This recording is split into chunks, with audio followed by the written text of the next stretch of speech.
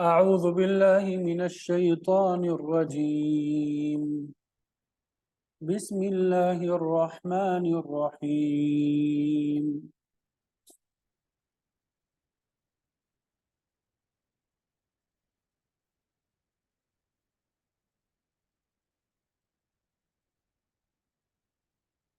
والله جعل لكم مما خلق ظلالا وجعل لكم من الجبال أكنانا وجعل لكم سرابيل تقيكم الحر وسرابيل تقيكم بأسكم كذلك يتم نعمته عليكم لعلكم تسلمون. فإن تولوا فإنما عليك البلاغ المبين. يعرفون نعمة الله ثم ينكرونها وأكثرهم الكافرون. ويوم نبعث من كل أمة شهيدا ثم لا يؤذن للذين كفروا ولا هم يستعتبون. وإذا رأى الذين ظلموا العذاب فلا يخفف عنهم ولا هم ينظرون. وإذا رأى الذين أشركوا شركاءهم قالوا ربنا هؤلاء شركاؤنا الذين كنا ندعو من دونك فألقوا إليهم القول إنكم لكاذبون. وألقوا إلى الله يومئذ السلم وضل عنهم ما كانوا يفترون. الذين كفروا وصدوا عن سبيل الله زدناهم عذابا فوق العذاب بما كانوا يفسدون. ويوم نبعث في كل أمة شهيدا عليهم من أنفسهم وجئنا بك شهيدا على هؤلاء ونزلنا عليك الكتاب تبيانا لكل شيء وهدى ورحمة وبشرى للمسلمين. صدق الله العظيم.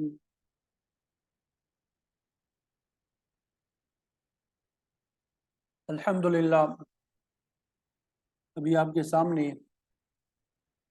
سورہ نحل آیت نمبر 80 سے آیت نمبر 190 تک تلاوت کی سعادت حاصل ہوئی. تو سب سے پہلے ان آیات کا ترجمہ آپ کے سامنے بیان کرتے ہیں اور پھر اس کے بعد تفسیر انشاءاللہ آپ کے سامنے ذکر کریں گے.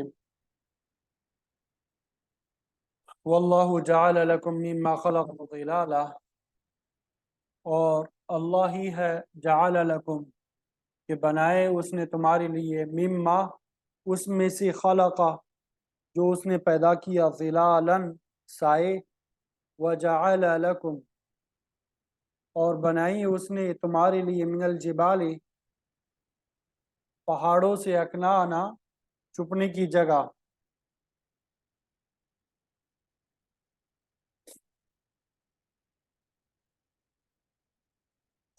وجعل لکم اور بنائے اس نے تمہارے لیے سرابیلا کرتے تقیکم تم بچاتے ہیں وہ تمہیں تقی بچاتے ہیں وہ تمہیں الحر گرمی سے وسرابیلا اور کرتے تقیکم بچاتے ہیں تمہیں بأسکم تمہاری جنگ میں.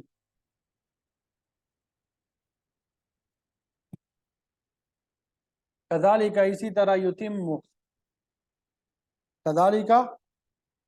طرح یتم پوری کرتا ہے وہ نعمت اپنی نعمت علیکم تم پر لعلکم تسلمون تاکہ تم فرمانبرداری اختیار کرو، تاکہ تم فرمانبردار بن جاؤ.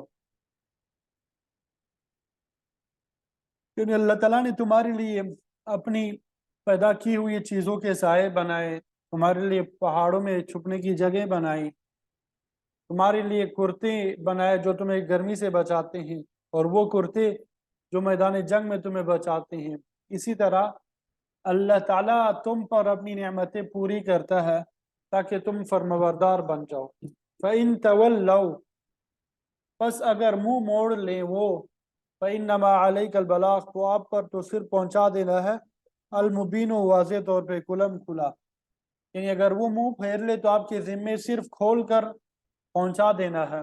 यारिफूना, वो पहचानते हैं नेमत अल्लाह, अल्लाह ताला की नेमत को, सुम्मा युनकिरूनहा, फिर इनकार करते हैं वो उसका, व अक्सरुहुम, और उनमें से अक्सर जो है अल काफिरून, नाशुक्रे हैं।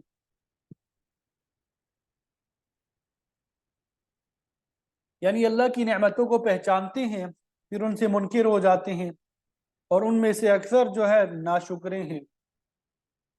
वयौम नबअसु मिन कुल्लि उम्मतिन शहीदा, और जिस दिन हम उठाएंगे हर उम्मत में से एक गवाह, सुम्मा ला युज़नु, फिर इजाज़त नहीं दी जाएगी, लिल्लज़ीना कफ़रू, उन लोगों को जिन्होंने कुफर किया, वला हुम युस्तअतबून, और न ही उनसे तौबा तलब की जाएगी।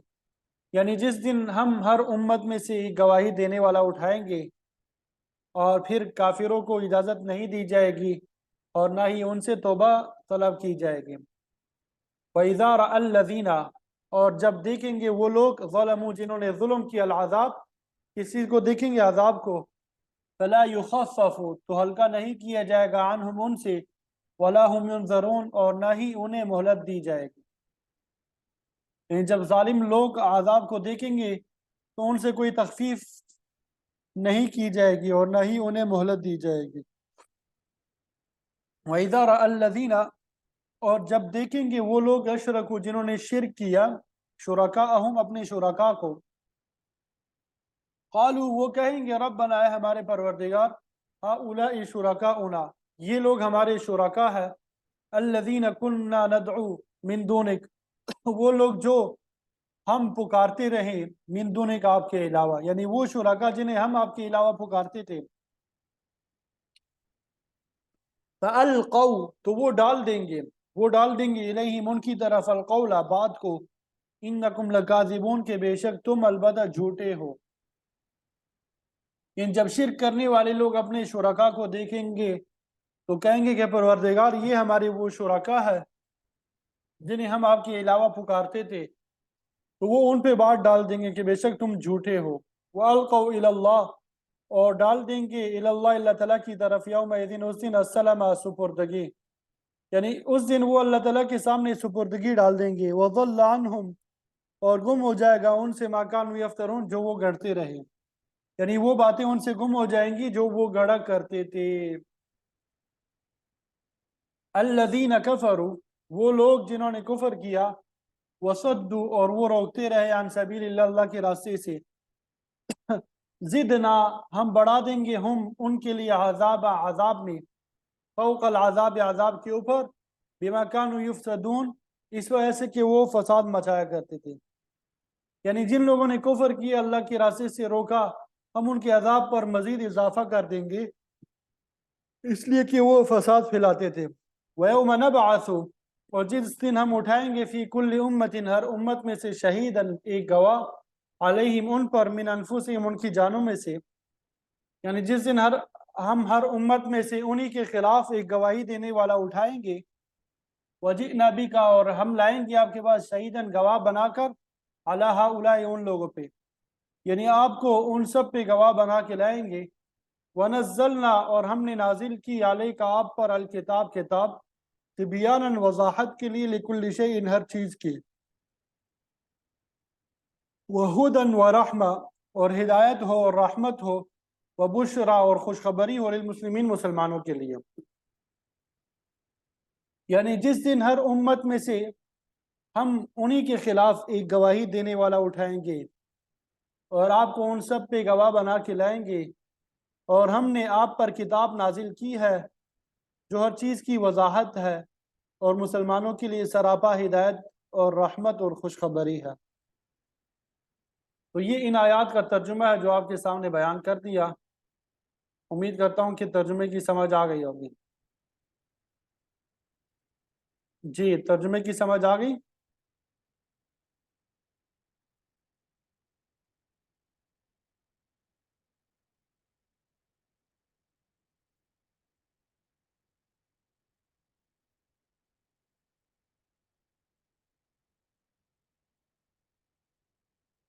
اب ہم تفسیر کی طرف جائیں گے۔ کل جب ہم تفسیر بیان کر رہے تھے، تھوڑی تفسیر ہماری رہ گئی تھی۔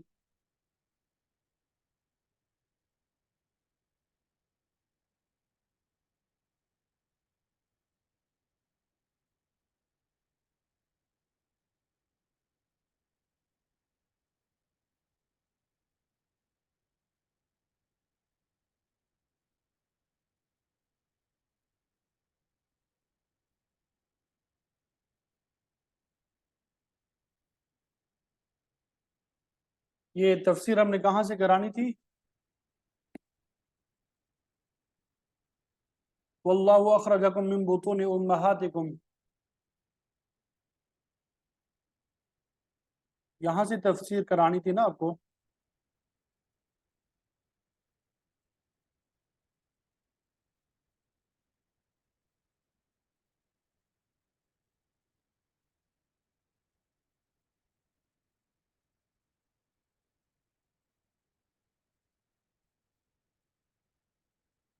یہ وَلِلَّهِ غیب السماوات والارض، یہ اس کی تو کروا دی تھی۔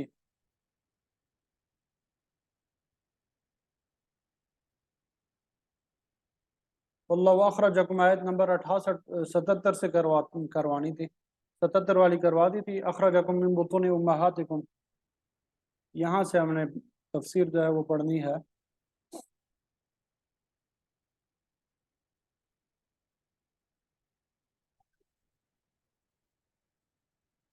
جی،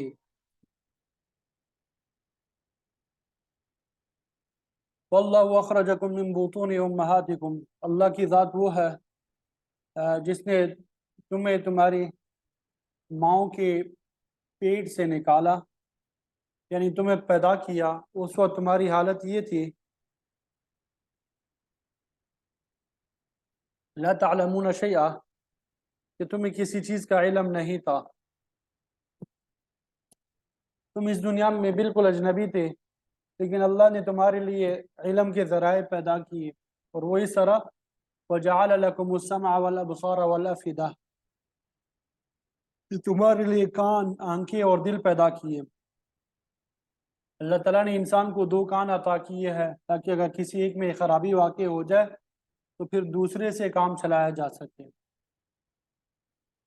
تو کان اللہ تعالیٰ کی اتنی بڑی نعمت ہے کہ اگر یہ نہ ہوتے تو انسان نہ کچھ سن سکتا، نہ سیکھ سکتا اور نہ بول سکتا۔ ظاہر ہے کہ چھوٹا بچہ اپنے ماحول سے سن کر ہی باتیں کرنا سیکھتا ہے،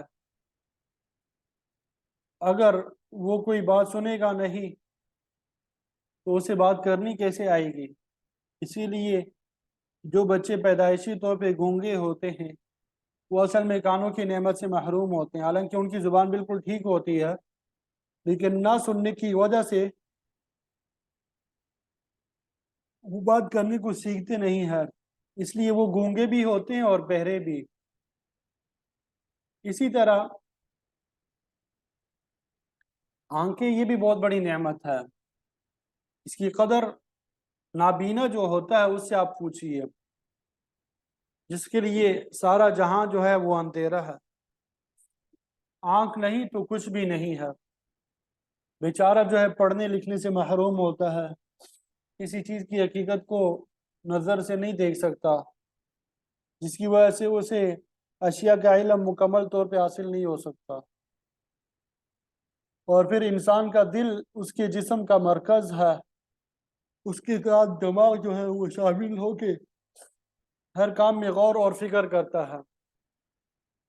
غور و فکر دماغ کے ذریعے ہوتا ہے اور عملی اقدام دل کی وساطت سے ہوتا ہے۔ غور و فکر کے معاملے میں اللہ تعالیٰ کے آخری پیغام قرآن مجید کو سب سے زیادہ اہمیت حاصل ہے۔ اسی لیے تو سورہ محمد میں اللہ تعالیٰ نے فرمایا افلا یتدبرون القرآن ام علی قلوب اقفالها، کیا یہ لوگ قرآن مجید میں غور و فکر کیوں نہیں کرتے؟ کیا ان کی دلوں پہ تالے پڑے ہوئے ہیں؟ تو گویا کہ انسان کا دل جو ہے یہ بھی بہت بڑی نعمت ہے۔ تو اللہ تعالیٰ نے 3 اہم چیزوں यानी कान, आंख और दिल का जिक्र करके इंसान को याद दिलाया।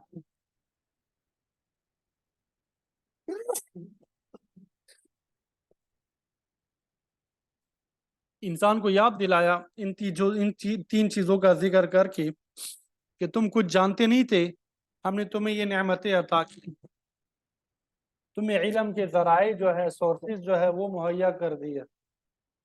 अब इनको यूज़ करके इल्म जैसी नेमत जो है वो हासिल करो, लअल्लकुम तशकुरून, और मेरा शुक्र अदा करो। और शुक्र अदा करने का तरीका ये है कि कानों से कुरान मजीद की तिलावत और दीन की बातें सुनी जाए, न कि कानों से गाने सुने जाए, ना महरम की बात ना सुनी जाए। आंखों से कुरान मजीद की तिलावत की जाए, अच्छी किताबें पढ़ी जाए, शाइरुल्लाह की ज़ियारत की जाए। ये आंखें इसलिए नहीं है कि हम किसी नामहरम को देके, टीवी देके, सिनेमा वगैरह देके। आंख की हिफाजत पर अल्लाह और उसके रसूल ने बड़ी ताकीद फरमाई है। शर्म और हया के तकाजे आंख के जरिए ही पूरे किए जाते हैं। इसी तरह इंसान का दिल है जो नेकी पे माइल भी हो सकता है और बुराई पर भी। ये मजलूम की मदद के लिए कड़ा भी हो सकता है और किसी की अकतलफी के लिए भी आमादा कर सकता है।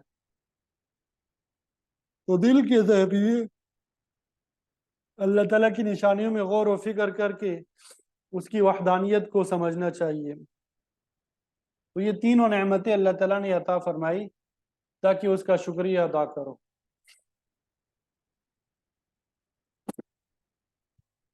बाद लोग माश के मसले को बहाना बनाकर अल्लाह ताला के अहकाम को मानने से इनकार कर देते हैं। कहते हैं कि हम रोज़गार के मसले में उलझते रहते हैं, हम जॉब करते हैं, बिजनेस करते हैं, हमारे पास टाइम नहीं होता, इस वजह से हम नेकी का काम नहीं कर सकते, इबादत की तरफ तवज्जो नहीं दे सकते, और ना ही हमारी इल्मी या दिमागी इस्लाह हो सकती है। तो अल्लाह ताला ने मुआश का मसला एक मिसाल के ज़रिए समझाया। अवलम यरौ इला तैरि मुसख्खरातिन फी जव्वि समा, क्या उन लोगों ने परिंदों की तरफ नहीं देखा,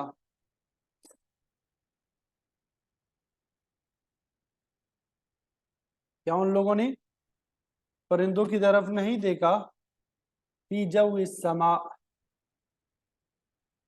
आसमान की फिजा में, जिनको अल्लाह ताला ने फिजा में मुसख्खर किया हुआ है, आसमान के जिधर चाहते हैं उड़ते हैं, फिरते हैं, कशिश सकल उन्हें गिरा नहीं दे सकती।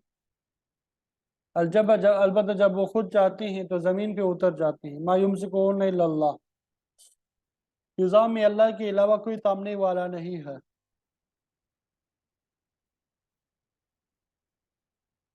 सूरह मुल्क में इल्ला रहमान के अल्फाज आते हैं, यानी उन्हें खुली फजाओं में तामने वाला सिर्फ रहमान ही है। परिंदे अपने परों को फैलाते हैं, सुकेड़ते हैं और दूर दूर तक चले जाते हैं। तो अल्लाह ताला ने इनके लिए उड़ान के रास्ते आसान कर दिए हैं और ये सैकड़ों मील का सफ़र बआसानी तय कर लेते हैं। तिरमिज़ी शरीफ की रिवायत में आता है कि परिंदे सुबह सवेरे खाली पेट अपने घोंसलों से निकलते हैं और शाम को पेट भर के वापस आते हैं। अगर तुम परिंदों जितना तवक्कुल भी करते तो अल्लाह ताला तुम्हें भी वैसे ही रोज़ी पहुंचाता जिस तरह इन परिंदों को पहुंचाता है। लेकिन अफसोस का मकाम है कि इंसान परिंदों जैसा तवक्कुल भी नहीं रखता। अगर इंसान अल्लाह के हुक्म के मुताबिक अपने फ़राइज़ को अदा करे, रोज़ी के जायज़ ज़राए जो है वो इस्तेमाल करे, तो अल्लाह ताला उसे मायूस नहीं करेगा।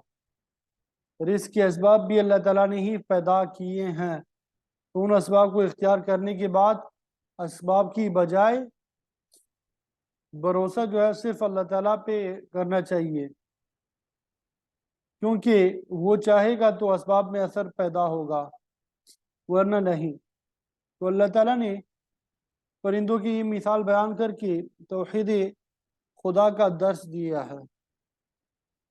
ان فی ذالک لآیات لقوم یؤمنون، اس قسم کی مثالوں میں اللہ تعالیٰ کی قدرت اور اس کی وحدانیت کی نشانیاں ہے ان لوگوں کے لیے جو ایمان لاتے ہیں، اللہ تعالیٰ کی وحدانیت اور معاد پہ یقین رکھتے ہیں۔ جو لوگ ایمان سے خالی ہے ان کے لیے یہ مثالیں کچھ فائدہ نہیں دیتی، نہ وہ اللہ کو صحیح طریقے سے جانتے ہیں پہچانتے ہیں، نہ اس کی اطاعت گزاری کرتے ہیں، برخلاف اس کے جانور، پرندے چرندے، کیڑے مکوڑے، شجر حجر، سب اللہ تعالیٰ کی اطاعت گزار ہے اور اس کے حکم سے تھوڑا سا بھی انحراف نہیں کرتے۔ لیکن انسانوں میں ایک گروہ ایسا ہے جو اللہ تعالیٰ کا نافرمان ہے، بلکہ اکثریت ناشکر گزاروں کی ہے۔ بہت کم لوگ ہیں جو اللہ کی عطا پر نعمتوں کا شکریہ ادا کرتے ہیں۔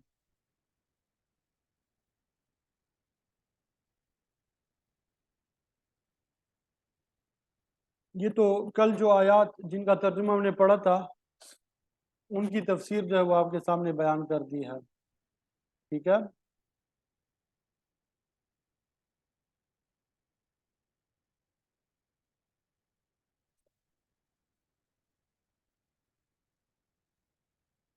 پھر آگے جو آج کا سبق ہے، واللہ جعل لکم من بیوتکم سکنا، اللہ تعالیٰ نے تمہارے لیے تمہارے گھروں کو سکونت کی جگہ بنایا ہے۔ اچھا، یہ ایک آیت بھی رہ گئی، اس کی تفسیر بھی کل ہم نے نہیں پڑھی تھی، ترجمہ پڑھا تھا صرف۔ سکن اور یہ مسکون اور سکون دونوں مادے ہیں۔ اگر مسکون کے مادہ سے ہو تو مطلب ہے کہ ایسی جگہ جہاں تم سکونت یعنی رہائش اختیار کرتے ہو۔ سورہ انعام میں رات کے بارے میں بھی فرمایا جعل اللیل سکنا، اس نے تمہارے لیے رات کو آرام اور سکون کا ذریعہ بنایا ہے۔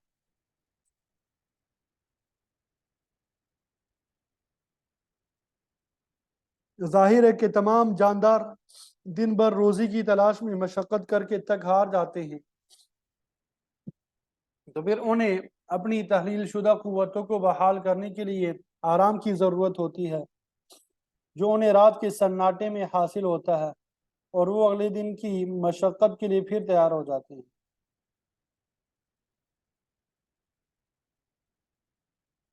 عربی زبان میں کہتے ہیں کلما علاک و اظلک، جو چیز تمہارے اوپر سایہ افغن ہوتی ہے اسے سما کہتے ہیں۔ یہ اطلاق چھت پہ بھی ہوتا ہے کہ یہ بھی انسان کے سروں سے اوپر ہوتی ہے۔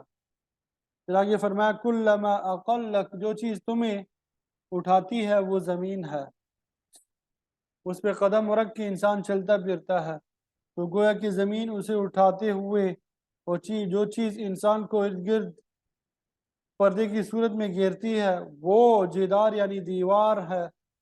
یہ تینوں چیزیں یعنی زمین، چھت اور دیواریں مل جائے تو مکان جو ہے وجود میں آتا ہے، جس کا ذکر اللہ تعالیٰ نے یہاں پہ کیا ہے، بطور احسان کے کیا ہے۔ آپ صلی اللہ علیہ وسلم کا فرمان بھی ہے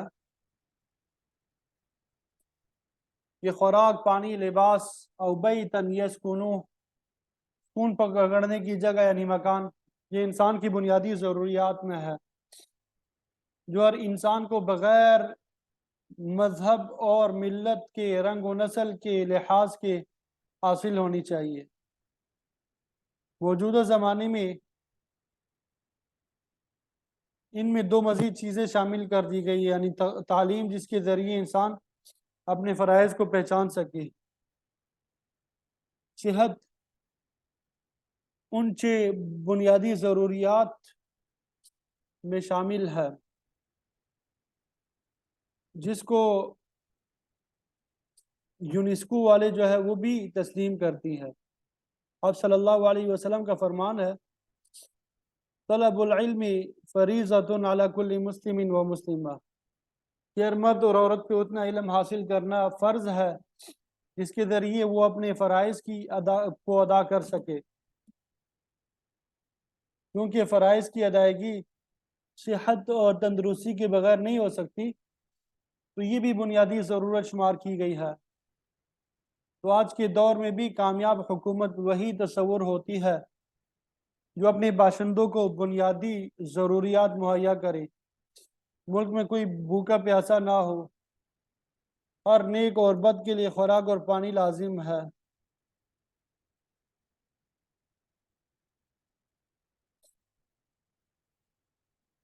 مکان اور لباس بھی ضروری ہے، اگرچہ وہ ادنا قسم کا ہی ہو۔ شادی شدہ جوڑے کے لیے تو مکان کی ضرورت مزید بڑھ جاتی ہے۔ حدیث میں صراحت ہے کہ اگر کوئی مکان کا بندوبست نہیں کر سکتا تو اس کی شادی بھی ممکن نہیں ہے۔ کم از کم اتنا مکان تو ہونا چاہیے جس میں وہ اپنے اہل و عیال سمیت گزارا کر سکے۔ تو اس مقام پہ اللہ تعالیٰ نے مکان جیسی بنیادی ضروریات کا ذکر کیا ہے۔ عام طور پہ مٹی سے مکان بنا ہوتا ہے، لیکن یہ خیموں کی صورت بھی ہو سکتی ہے جیسا کہ پرانے زمانے میں ہوتی تھی۔ تو بہرحال گرمی ہو، سردی ہو، بارش ہو، اس سے بچاؤ کے لیے مکان ضروری ہے۔ اس لیے اللہ تعالیٰ نے یہاں پر انعام کے طور پہ ذکر فرمایا۔ مفسرین فرماتے ہیں کہ لفظ حصہ کرن سے یہ بات سمجھ میں آتی ہے کہ گھر کا مقصد آرام حاصل کرنا ہے، اور گھر وہی اچھا ہوگا جس میں انسان کو آ کے آرام اور راحت حاصل ہو۔ اگر انسان کو گھر میں داخل ہو کے راحت اور سکون حاصل نہیں ہوتا، گھر میں داخل ہونے کے بعد سکون نہیں ملتا،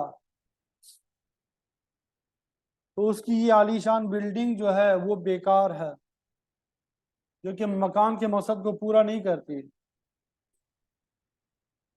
امام احمد بن حنبل رحمۃ اللہ علیہ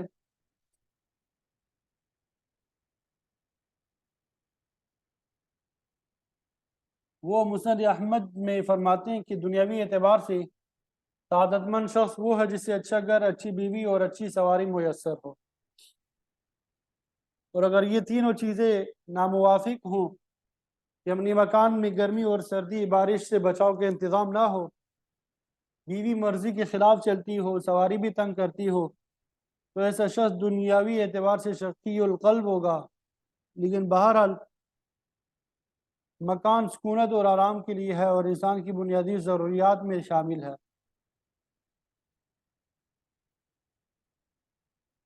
نزول قرآن کے زمانے میں گھر کے طور پر چمڑے کے خیمے عام جو ہوتے ہیں استعمال ہوتے تھے۔ اکثر لوگ جو ہے خانہ بدوش زندگی بسر کرتے تھے۔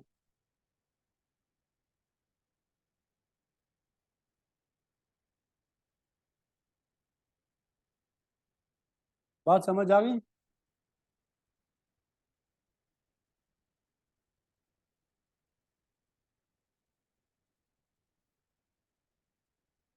وَجَعَلَ لَكُم مِّن جُلُودِ الْأَنْعَامِ بُيُوتًا،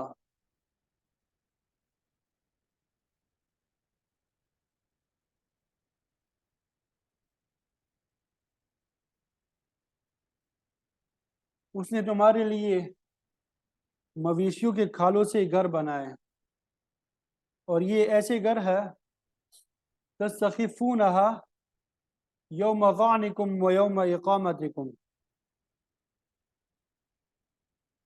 کہ تم انہیں ہلکا خیال کرتے ہو یوم ظعنکم سفر کے دن، و یوم اقامتکم اور اپنے قیام کے دن۔ ظاہر ہے کہ اینٹ پتھر کا مکان تو ایک جگہ سے دوسری جگہ منتقل نہیں کیا جا سکتا، البتہ کپڑے، پلاسٹک یا کال کا خیمہ تو آسانی سے ایک جگہ سے اکاڑ کر دوسری جگہ لے جایا جا سکتا ہے۔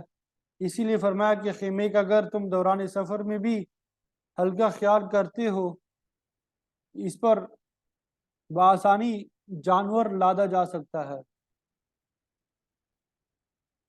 دوسری جگہ آسانی سے قائم بھی کیا جا سکتا ہے، اقامت بھی آسانی کے ساتھ ہو سکتی ہے۔ مسند احمد کی روایت میں آتا ہے کہ ہم 40 آدمی ایک موقع پہ آپ کی خدمت میں چمڑے کے خیمے میں مقیم تھے۔ وہاں آپ نے ایک خوشخبری سنائی۔ ترمذی شریف کی روایت میں آتا ہے کہ گرم موسم میں سفر کے دوران افضل صدقہ ظل فسطاط یعنی سایہ مہیا کرنا ہے. کسی نے غازیوں اور مجاہدین کے لیے خیمے کا بندوبست کر دیا تو یہ اس کے لیے بہترین صدقہ ہوگا. پرانے زمانے میں خیموں کو بڑی اہمیت حاصل کی. آج کے دور میں بھی فوجی جو ہے نقل و حمل کے دوران خیموں سے کام لیتے ہیں. ایام حج میں مینا اور عرفات کے میدانوں میں خیموں میں ہی قیام کیا جاتا ہے اور ہمیشہ کیا جاتا رہے گا. ہر سال دنیا بھر میں خیمہ بستی کا یہ سب سے بڑا اجتماع ہے. تو جہاں تک خیموں کی ساخت کا تعلق ہے، اللہ تعالیٰ نے فرمایا کہ چمڑی کے علاوہ ومن اصوافہا، یہ جانوروں کی اون سے بھی تیار ہوتے ہیں.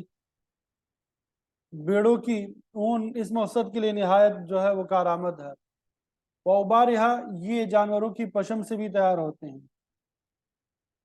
اونٹوں کا پشم خیمے بنانے کے کام آتا ہے. وَأَشْعَارِهَا، ان کے بالوں سے بھی بکری کے بال بھی خیمہ بنانے کے کام آتے ہیں.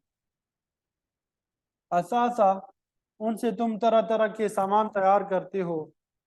پہننے، اوڑھنے اور بچھانے کے لیے کپڑے جانوروں کے بالوں اور اون وغیرہ سے ہی تیار ہوتے تھے. وَمَتَاعًا إِلَىٰ حِينٍ، ان چیزوں میں اللہ تعالیٰ نے مدت مقررہ تک تمہارے لیے فائدے کا سامان رکھا ہے.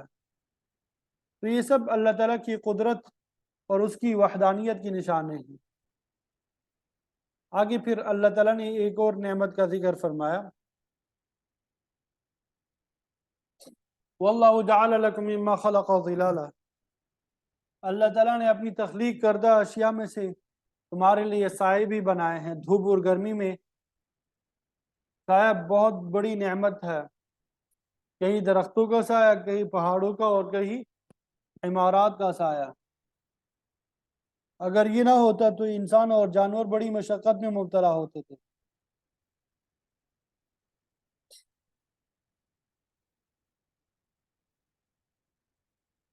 خاص طور پہ بادلوں کا سایہ تو بہت ہی خوشگوار ہوتا ہے. بنی اسرائیل پہ اللہ تعالیٰ نے بادلوں کے سائے کا خصوصی انتظام فرمایا تھا. یہ اللہ تعالیٰ کا بہت بڑا احسان ہے. اسی لیے آپ صلی اللہ علیہ وسلم نے فرمایا کہ دو لعنت والی چیزوں سے بچو. ان میں سے ایک سایہ ہے اور دوسرا شارع عام ہے. تو ان جگہوں پہ بول و براز کرنا یہ باعث لعنت ہے، کیونکہ سایہ جو ہے لوگوں کے آرام کرنے کی جگہ ہے. اگر وہاں گندگی ہوگی تو ان کے آرام میں خلل واقع ہوگا. اسی طرح عام راستے پر بھی گندگی ہوگی تو مسافروں کو تکلیف کا سامنا کرنا پڑے گا. تو ان جگہوں پہ بول و براز کر کے لعنت کے مستحق مت بنو. تو فرمایا کہ اللہ تعالیٰ کی پیدا کردہ چیزوں میں سے سایہ بھی ایک نعمت ہے. وَجَعَلَ لَكُم مِّنَ الْجِبَالِ أَكْنَانًا، اور تمہارے لیے پہاڑوں میں غار بنائے. غار بھی انسان کو بارش یا دھوپ سے محفوظ رکھتے ہیں. دشمن کا خوف ہو تو غاروں میں پناہ لی جاتی ہے. اللہ تعالیٰ نے پہاڑوں کی غاروں کو بھی اپنی نشانی اور انسان کے لیے نعمت قرار دیا. وَجَعَلَ لَكُمْ سَرَابِيلَ، اور تمہارے لیے یہ قمیصیں، یہ کرتے بنائے ہیں. تَقِيكُمُ الْحَرَّ، جو تمہیں گرمی سے بچاتی ہے. ظاہر ہے کہ قمیص جو ہے انسان کو گرمی اور سردی دونوں سے بچاتی ہے.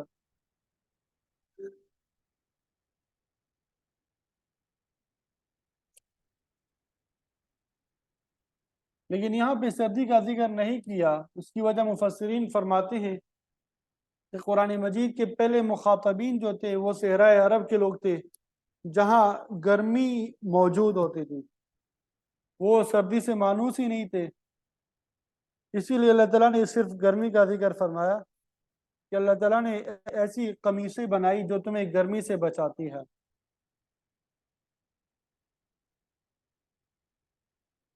تھانوی صاحب رحمۃ اللہ علیہ وہ فرماتے ہیں کہ اس صورت کے ابتدائی حصے میں مویشیوں کے تذکرے میں دفء ان کا ذکر رہا ہے کہ ان میں تمہارے لیے گرمائش کا سامان ہے. ظاہر ہے کہ سردی کے موسم میں کمبل، شال، اونی لباس اس کی ضرورت پڑتی ہے.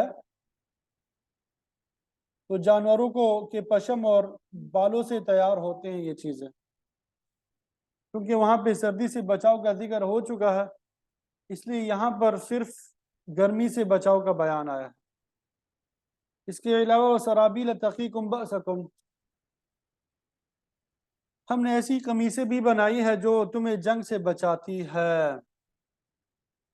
اس قمیص سے مراد لوہے کی ضرب بختر ہے جو لوگ دشمن کے وار سے محفوظ رہنے کے لیے پہنتے ہیں۔ آج کے زمانے میں بختر بند گاڑیاں ایجاد ہو چکی ہے، بلٹ پروف، بم پروف گاڑیاں جو ہے وہ ایجاد ہو چکی ہے، جو اپنے سواروں کو دشمن کی گولہ باری سے محفوظ رکھتی ہے۔ سر پہ خود پہننے میں بھی یہی مصلحت ہے کہ انسان کسی ممکنہ چوٹ سے بچ سکے۔ خود آپ صلی اللہ علیہ وسلم زرے کا استعمال فرمایا کرتے تھے۔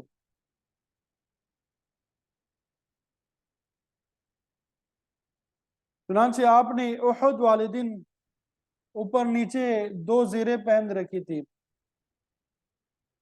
تو اس قسم کے حفاظتی اقدام یا عالم اسباب کا لازمی حصہ ہے اور انہی کو اختیار کرنا چاہیے۔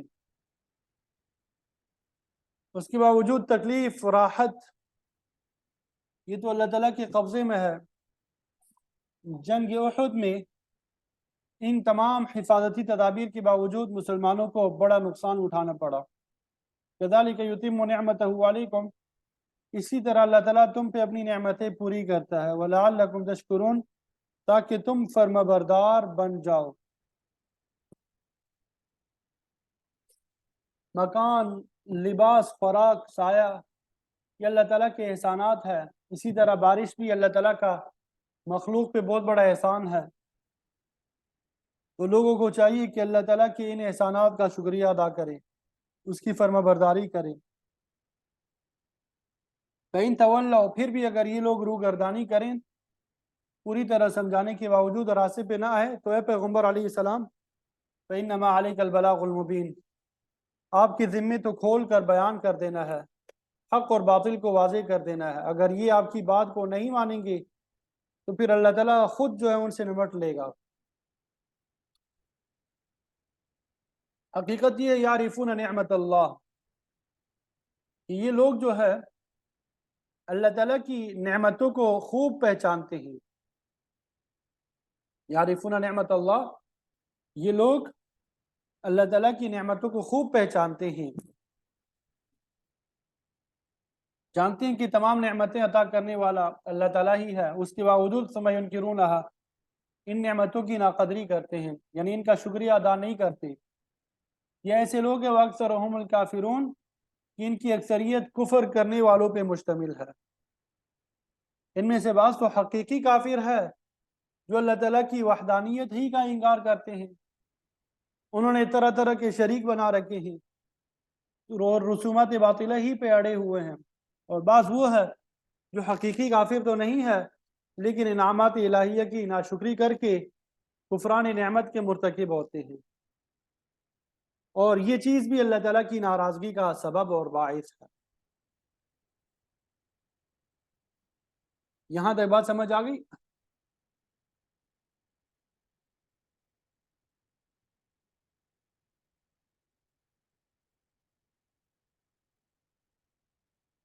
تو پھر آگے اگلی آیات میں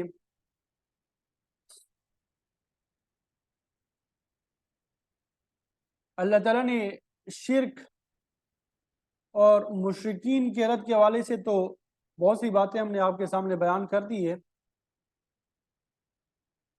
مشرکین کی ناشکری کا بھی ذکر ہو گیا، اب مشرکین کو اور کفار کو عذاب کی وعید سنائی گئی ہے کہ جب محاسبے کی منزل آئے گی تو انہیں سخت عذاب سے دوچار ہونا پڑے گا جس میں تخفیف بھی نہیں ہوگی۔ ارشاد ہوتا ہے وَيَوْمَ نَبْعَثُ مِن كُلِّ أُمَّةٍ شَهِيدًا، جس دن ہم ہر امت سے گواہ کھڑا کریں گے، تو اس مقام پہ گواہ سے مراد اللہ کے نبی ہے، اور گواہی سے مراد تبلیغ رسالت کی گواہی ہے۔ ہر نبی اپنی امت کے متعلق اللہ کے حضور گواہی دے گا کہ اس نے اللہ کا پیغام اپنی امت کے لوگوں تک پہنچا دیا لیکن انہوں نے تسلیم نہ کیا، تو ظاہر ہے اس وقت کتنا خوفناک منظر ہوگا۔ اگلی آیات میں بھی یہ آ رہا ہے وَجِئْنَا بِكَ شَهِيدًا عَلَىٰ هَٰؤُلَاءِ، اے پیغمبر آپ کو اس آخری امت پہ بطور گواہ پیش کیا جائے گا۔ ہر شخص کے حق میں یا خلاف گواہی نہ صرف انبیاء علیہ السلام کی ہوگی بلکہ بعض دیگر چیزوں کی بھی، دیگر چیزیں جو ہے وہ بھی بطور گواہ کے پیش ہوں گے۔ کرامن کاتبین فرشتے گواہی دیں گے جو ہر شخص کا انفرادی ریکارڈ مرتب کر رہے ہیں۔ ہر شخص کی حفاظت سے معمور اللہ کے فرشتے بھی بندے کے حق میں یا اس کے خلاف گواہی دیں گے۔ اس کے علاوہ ہر شخص کے اپنے اعضاء اور جوارح اس کے حق میں گواہ بن جائیں گے۔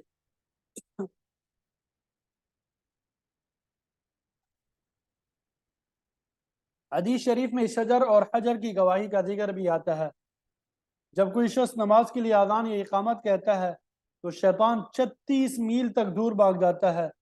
جب اذان اور اقامت کے اختتام پہ واپس آتا ہے تو آپ صلی اللہ علیہ وسلم نے فرمایا کہ جو شخص صرف اللہ کی رضا کے لیے اذان کہتا ہے اس کی آواز سننے والی ہر چیز قیامت کے دن اس کے حق میں اللہ کے حضور گواہی دے گی۔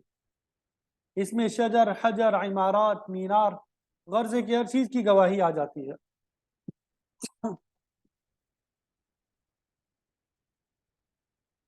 بہرحال فرمایا کہ اللہ کی نبی تبلیغ اور رسالت کے متعلق قیامت کو گواہی دیں گے کہ ہم نے اللہ کا پیغام لوگوں تک پہنچا دیا۔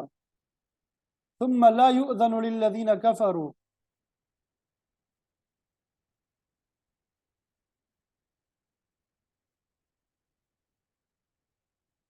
ثم لا يؤذن للذین کفروا، پھر کفر کرنے والوں کو اجازت نہیں دی جائے گی کہ وہ کوئی حیل و حجت کر سکے، ولا هم یستعتبون، اور نہ ہی ان کے منانے کا موقع دیا جائے گا، یعنی ان کو اس وقت توبہ کرنے کی اجازت بھی نہیں دی جائے گی کہ وہ اپنی سابقہ کارکردگی پہ تائب ہو کے اللہ تعالیٰ کو راضی کر سکے۔ اس وقت عمل کا وقت ختم ہو کے جزائے عمل شروع ہو چکا ہوگا، لہذا وہ اللہ سے اپنے گناہوں کی معافی بھی نہیں مانگ سکیں گے۔ ٹھیک ہے، اگر دنیا کی زندگی میں تائب ہو کے اللہ کو راضی کر لیتے، اس کو منا لیتے تو جزائے عمل کے وقت مفید ہو سکتا تھا، لیکن اس وقت وہ موقع گزر چکا ہوگا، کفار کوئی حیلہ بہانہ نہیں کر سکیں گے۔ قرآن مجید میں متعدد مقام پہ یہ ذکر ملتا ہے کہ قیامت کے دن کفار اللہ کے حضور عرض کریں گے کہ انہیں دنیا میں دوبارہ لٹا دیا جائے تو وہ اس کی اطاعت بجا لائیں گے۔ فقالوا یا ویلتنا یا لیتنا نرد ولا نکذب بآیات ربنا ونکون من المؤمنین، یعنی اس وقت وہ کہیں گے کہ کاش ہمیں دنیا میں واپس لوٹا دیا جائے تو ہم اپنے پروردگار کی آیتوں کو نہیں جھٹلائیں گے، مومن بن جائیں گے۔ سورہ سجدہ میں ہے کہ مجرم لوگ کہیں گے ربنا ابصرنا وسمعنا فرجعنا نعمل صالحا، کہ اے پروردگار ہم نے اپنی آنکھوں سے تیرے عذاب کو دیکھ لیا، تیرے احکام کو سن لیا، اب ہمیں دنیا میں واپس بھیج دے، ہم نیک اعمال انجام دیں گے۔ لیکن اللہ نے فرمایا کہ یہ لوگ جھوٹے ہیں، اگر ان کو دوبارہ بھی موقع دے دیا جائے تو پھر بھی یہ غلط کام ہی کریں گے، کیونکہ ان کی عادت میں غلط بات جو ہے وہ داخل ہو چکی ہے۔ وَإِذَا رَأَى الَّذِينَ ظَلَمُوا الْعَذَابَ، جب ظالم لوگ عذاب کو دیکھیں گے فَلَا يُخَفَّفُ عَنْهُمْ، تو اس میں تخفیف نہیں کی جائے گی، اس میں تخفیف نہیں کی جائے گی۔ وَلَا هُمْ يُنذَرُونَ، اور نہ ان کو ڈھیل دی جائے گی۔ یہاں پر عذاب کے مشاہدے کے لیے ظالم کا لفظ استعمال کیا گیا۔ ظاہر ہے کہ کفر اور شرک سے بڑھ کے کوئی ظلم نہیں ہے۔ جو شخص اللہ کے دین، اس کی توحید، قیامت، رسولوں، کتابوں اور ملائکہ کا انکار کرتا ہے وہ بڑے ظلم کا مرتکب ہوتا ہے۔ اسی لیے اللہ تعالیٰ نے فرمایا والکافرون هم الظالمون، کہ کافر لوگ ہی ظالم ہے، اور مشرک کے متعلق فرمایا ان الشرک لظلم عظیم، کہ مشرک یا بہت بڑا ظالم ہے۔ कुफ्र और शिर्क के बाद जुल्म की तारीफ में कबायर, सगायर, मासी आते हैं। सगायर तो नेकी करने से खुद ब खुद माफ़ हो जाते हैं, लेकिन कबायर बगैर सच्ची तौबा के माफ़ नहीं होते।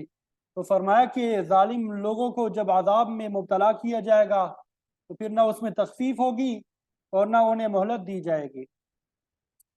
सूरह बकरा में भी हमने पढ़ा कि जो लोग कुफ्र की हालत में मर गए उन पे अल्लाह ताला फरिश्तों और आम लोगों की लानत होगी और वो उसमें हमेशा हमेशा के लिए रहेंगे। ला युखफ़फ़ु अन्हुमुल अज़ाब वला हुम युनज़रून, ना उनके अजाब में तखफीफ होगी और ना उन्हें ढील दी जाएगी। दूसरी जगह ये भी है कि ये लोग खुद तमन्ना करेंगे कि एक दिन के लिए हमसे अजाब में तखफीफ कर दी जाए ताकि हम थोड़ी देर के लिए सुकून हासिल कर सके, लेकिन उस वक्त उनकी कोई दरख्वास्त कबूल नहीं की जाएगी। बाकी इंशाअल्लाह कल पढ़ेंगे। अल्लाह ताला से दुआ है कि मुझे आपको अमल की तौफीक अता फरमाए।